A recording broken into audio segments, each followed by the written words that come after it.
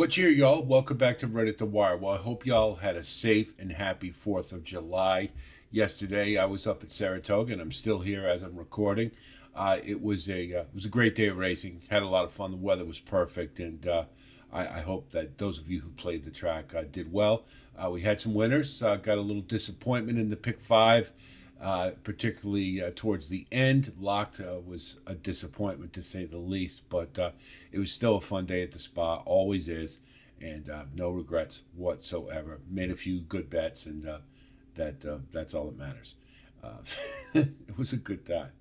So, by request, a few of you have reached out and asked about the derbies that are running today for the 3-year-olds. So, we're going to take a look at the Indiana Derby. It's the 12th race on the card at Horseshoe, Indianapolis, running a mile and a 16th for the 3-year-olds. Pretty good betting race. Got a lot of familiar faces here. Cole Battle, publisher from the Kentucky Derby Trail. I understand, I have it on pretty good authority that Chunk of Gold is going to scratch. He'd be coming back on pretty short notice after the Ohio Derby, where he finished second. So we're going to presume that he's not running in the race. And to be honest, if he does run in the race, I think we know what he is at this point. And to be honest, I couldn't see him doing any better than under. He does bring it every time, but I just wonder coming back on 2 weeks if I don't see him as a viable win candidate. Let's put it that way. But if you wanted to use him, the price might be a little short. So prohibitively, we're going to throw him out. But if he does decide to run, to me, he's kind of one of the fringe players. Let's just put it that way. So let's just go from the top. We'll see here. Master Control was scratched out of the Ohio Derby to run in this race.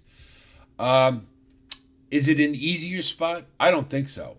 I think this is actually a tougher race. And moreover, for a horse who just ran his career high Brisnet number to now come in against a pretty salty group, maybe he's going well right now, but I got to see another race out of him. Moreover, with a horse like Tip Top Thomas, who has been proven against some pretty good 3-year-olds, I think has a class edge, and I would certainly think would be the controlling speed here. And Master Control, I think, is on the outside looking in, so we're going to let him go. Tip Top Thomas, I liked at Saratoga last year. Showed a lot of pluck. He's a good, gritty horse. He seems to bring it every time. Now they're going to stretch him out to 2 turns. And I don't think that's going to be a problem for him whatsoever. He's got the right jockey on him in Johnny Velasquez, who with a younger horse especially, can just get him on the lead and relax. I think that's what's going to happen here. And Tip Top Thomas has a very good chance to take this field all the way. The thing we're looking at, just as a pervasive theme about these races, the Indiana Derby. We're going to talk about the Iowa Derby later. Haven't looked at it yet, but I just know this. Let's remember about the Derby Trail. Go back and think about those 3-year-olds. Now, we had a few of them that were ranked in, that we thought pretty highly of. But what did it come down to? It was 3 horses, right? Journalism, Sovereignty, and Baeza. They're the top 3, and then there's everybody else. So when you think about it in those terms, you start seeing these horses come back from the Kentucky Derby. And I'll tell you, Final Gambit was disappointing yesterday. He was disappointing in the Matt win. And we thought a lot of him, and he finished 4th in the Derby. And he was back on his preferred surface yesterday at Saratoga. We've seen, Burnham Square in the Matt win. Couldn't come back, and I thought I really liked that horse, and he couldn't get to East Avenue, and I thought that was a major knock on him, particularly in a 4-horse field. So my point being that after the top 3 in the 3-year-old division, there's not a lot. So what I say that mainly, so when we start talking about a horse like Tip Top Thomas, or later instant replay, we're talking about horses who are still progressing and still moving forward and have perhaps the potential to do better than those other also rans that ran in the 3-year-old division. So let's get to Cole Battle. We'll talk about him now. Cole Battle's a great story, and he did very well at Arkansas until the Arkansas Derby when he got a little cooked by the pace, and Lonnie Briley was saying he wasn't tuned up all the way. But hey, look at that race, okay? Sandman, disappointing in the Derby. We expected it. Not disappointing. He ran an okay third in the Preakness, but he was had no chance to win that race. Publisher still hasn't broken his maiden. And Cole Battle was better than the two of them for the most part. But, he ran an okay Derby. I thought he ran his race, but it wasn't good enough. And it isn't going to be good enough. I think this horse is just sort of a middle of the road. He is kind of a grade 3 horse, and this is a grade 3 race. But, what do you got to be looking for at this time of the year? For the 3-year-old division, you're looking for those horses who are ready to take that next step forward. Because don't forget, they're all going to start running against older horses later in the year, and they're all still growing.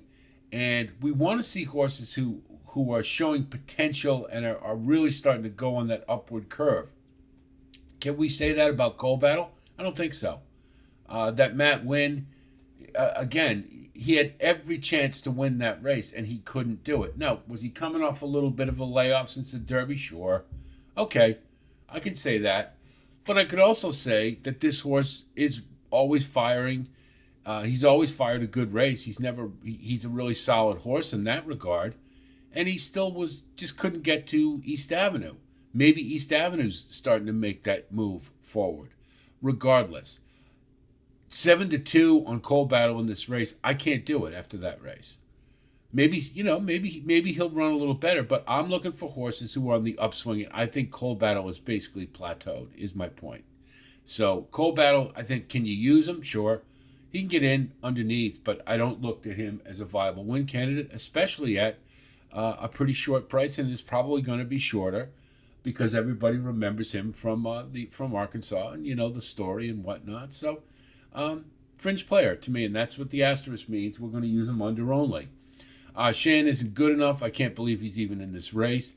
Now, Brother Kenny, I've crossed out, but I'm going to tell you, you'll see in our wagering strategy, we're going to use him underneath for the try. The reason being is that, again, because we've got that shelf of 3-year-olds that are all seem to be in that same class where they're all, also rans. Brother Kenny has run 2 good races in a row at Horseshoe. He's got the leading rider on him. And at 12-1, probably the price may drift up a little bit further. Could he suck up and get into third? Yeah, because he's in good form. And again, he may have some upside. So that's a horse we'll potentially use just for the trifecta. So I just want to throw that out there. Publisher, what can you say about him at this point? He's a career maiden. Yes, he runs in graded stakes races. Yes, he got kind of close in the Arkansas Derby, but not really. Has Steve Asmussen had some time to work with him? Sure. But we've got to go with what we know. And what we know so far is that this horse, was seemingly getting better before the Derby. And I kind of liked him a little bit just to get underneath, not to do any better than that, maybe 4th in the Superfecta. But he always seems to find trouble. He always seems to be his own worst enemy. It's not a horse I can trust. Now, he may be improved in this race. It's possible. But I think there's others with upside that I don't see with Publisher. And you can't get past the fact that he's 0 for 8. I don't care who he's running against. He's 0 for 8. If you were betting him in a maiden special weight, would you bet him? Probably not. You'd throw him out because he's too many bites at the apple.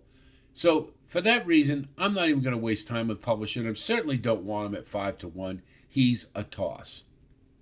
Already talked about Chunk of Gold. Now, Big Truz is one that potentially has some upside. He certainly ran a very good maiden in a good maiden special weight race, and he's followed it up with a couple of pretty good efforts at sprints. The Woody Stevens last time, I really didn't like it. I'll be honest. He just kind of ran a suck up third. Um, and if you watch the way he runs, does he really have that explosiveness in the stretch? I'm not so sure. Now, if that's the case, what you're looking at is a horse was kind of one paced, um, now stretching out to two turns, which I think he could get. I'm not worried about that. But I just don't know that I see that turn of foot that's going to take this one home.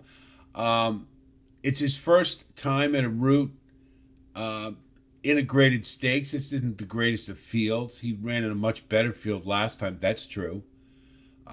So, yeah, I think you can use him. I mean, he's got an outside chance maybe to win this race, but I just like others better, and I think you can certainly use him underneath. But I want to see one. I want to see a two-turn effort with him first before I get real excited because right now he looks kind of like Chancer McPatrick in some respects, but in a lesser version. Chancer McPatrick had much visually just a much better kick.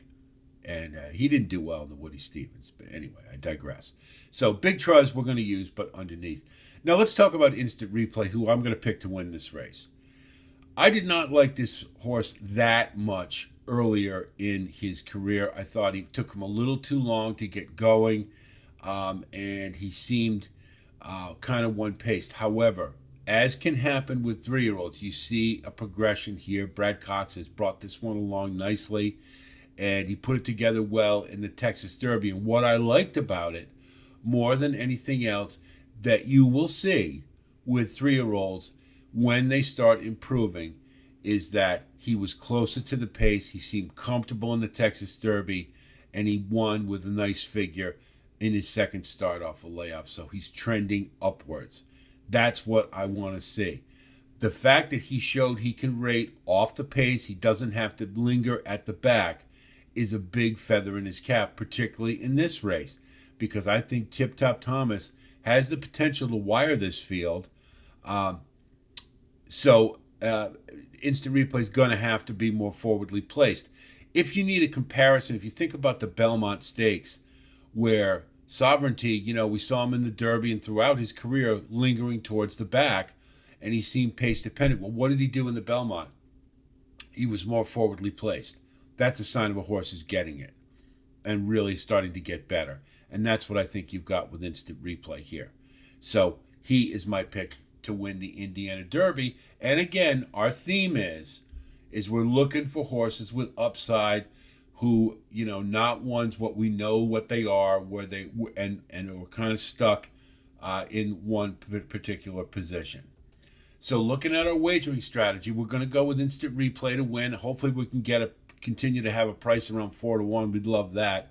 Tip Top Thomas I consider to be the second choice, and has a very good possibility of wiring this field. So what we'll do is we'll go a cold 9-6 exacta, then we'll do a 6-9 exacta, then we'll do a saver with 9 on top with 3 and 7, where you're not going to key box them, because I don't think Cold Battle or Big Truz can win this race. So if anything, if you want to put in another saver with Tip Top Thomas and 3-7, that would be the way I would go. But we're going to plant our flag with Instant Replay. Trifecta, we're going to go 6-9, 6-9 with 3-7, and we're going to throw Brother Kenny in there for third. And then we'll do 6-9 with 3-7-8 with 6-9 and keep it pretty straightforward. But again, this is a race where I'm looking for horses who are ready to progress, and I think it's Instant Replay. So that's the Indiana Derby. I hope that helps you with your own analysis, and I wish you the best of luck on Saturday. Certainly, if you do like content like this, please like and subscribe. And again, thanks to all of you who continue to grow our community. We'll continue on. Saratoga is officially opening next week, so we will be on top of that.